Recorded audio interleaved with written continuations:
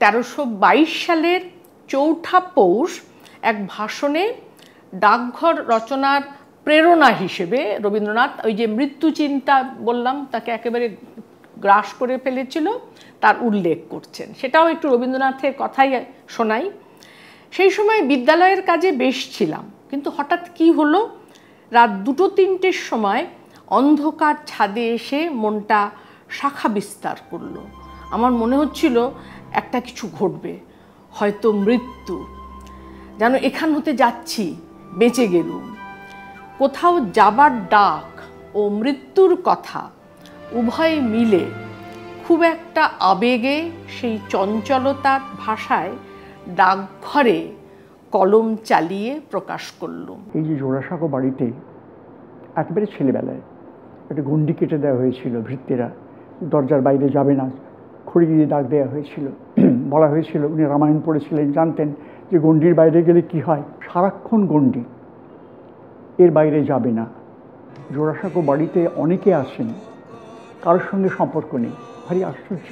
শিকালের বাড়ি, ভৃত্যেরা রয়েছেন, মা বাবার সঙ্গে দেখা হয় না।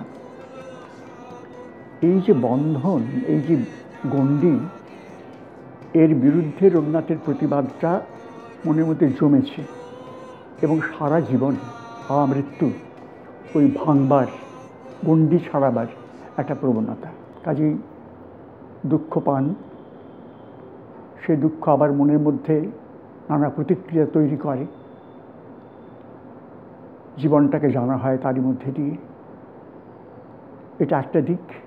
আর অন্যদিক হচ্ছে মন কিন্তু কোথাও স্থির নয়, মন পাখা মেলছে,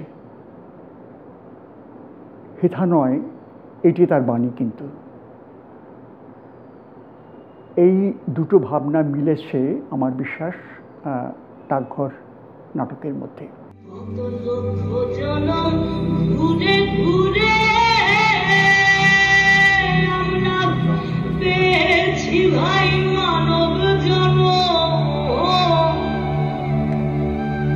জনম চলে গেলে, এ জনম চলে গেলে আর পাবো না, না না না আর মিলবে না।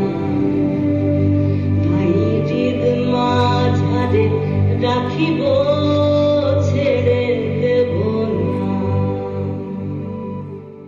মৃত্যু ব্যাপারটা কি? আমরা জন্মাচ্ছি, অথচ জন্মালেই এই মৃত্যু নামে ঘটনাটার মুখোমুখি হতে হচ্ছে এবং এটাকে মেনে নেওয়া খুব মুশকিল। এত ভালোবাসা, প্রিয়জনের ভালোবাসা, পৃথিবীটা এত সুন্দর, জীবনে এত সম্ভোগ, এই সমস্ত ছেড়ে আমি চলে যাব? মরতে মরতে মরণটারে শেষ করে দেয় একেবারে, তারপরে সে জীবন এসে আপন আসন আপনি লবে।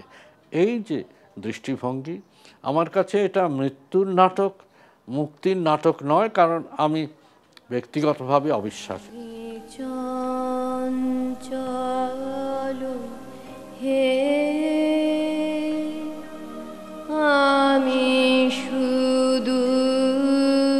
When Shomindranath, Tagore's youngest son, died in 1907 at a friend's house, Tagore was returning after the cremation. At the railway compartment in which he was travelling, he had a strange feeling. The windows were shut and the world seemed dark to him. Tagore opened the windows and looked outside. It was a moonlit night and the landscape looked beautiful. Tagore felt everything looks the same as it used to look. Then why should I mourn and sit back?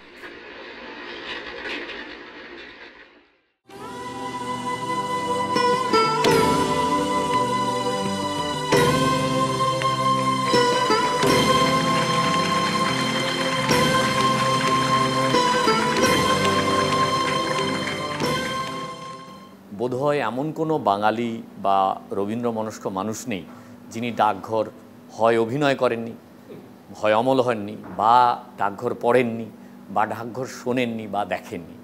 এটা বোধহয় নেই। সেই কারণে আমার তখন মনে হয়েছিল যে এটা আরও বৃহত্তর একটা মানুষের গোষ্ঠী রয়েছে যাদের কাছে এই নাটকটা আরও বেশি কাছের, আরও বেশি নিজের করে পৌঁছানো দেওয়া যায়। রবীন্দ্র নাটকের ফুলে আর নতুন করে আমি রং করিনি, আমি রবীন্দ্র নাটকে আমাদের রঙগুলো দিয়ে চরিত্রগুলোকে রাঙিয়ে তুলেছি।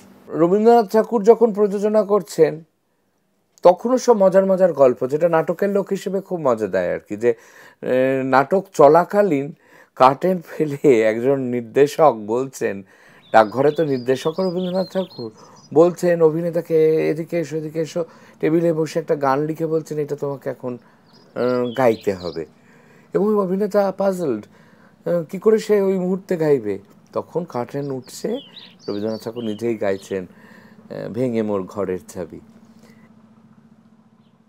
তাই এই প্রোডাকশান হিস্ট্রিটাকে প্যারালালি ডকুমেন্ট করতে করতে যাওয়া, সমান্তরালে ওই জার্নি টু ডাকঘরে হতো, আর ওই মুক্তির খোঁজটা, ওই বাউল গান, ওই শান্তিনিকেতন, ওই জমিদারির কাজ দেখতে পদ্মার ওপর দিয়ে বজ্রায় করে রবীন্দ্রনাথের দিনের পর দিন থাকা, তার মধ্যে দিয়ে কোথায় অমলের সঙ্গে দেখা হলো, তার একটা ফিকশন। আবার আমাদের মনে হয়েছিল যে অমল রবীন্দ্রনাথের কল্পনা, অমল রবীন্দ্রনাথের আত্মা, আর অতিথি গল্পের তারাপদ হচ্ছে রবীন্দ্রনাথের জ্যান্ত বাস্তবতা। তাই জন্য আমাদের নাটকে একটা অদ্ভুত ঘটনা ঘটতো যে অমলের সঙ্গে অতিথি গল্পের তারাপদের দেখা হতো।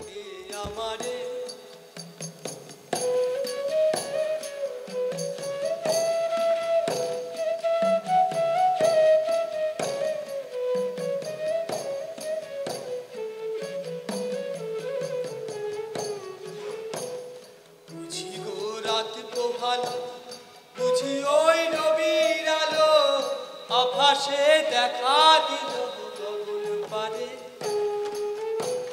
বুঝি গো রাত পোহালো, বুঝি ওই রবির আলো, আভাসে দেখা দিল গগন পারে, সম্মুখে ওই হেরি পথ, তোমার কি রাত পৌঁছবে না মোর দুয়ারে, ঘরের চাবি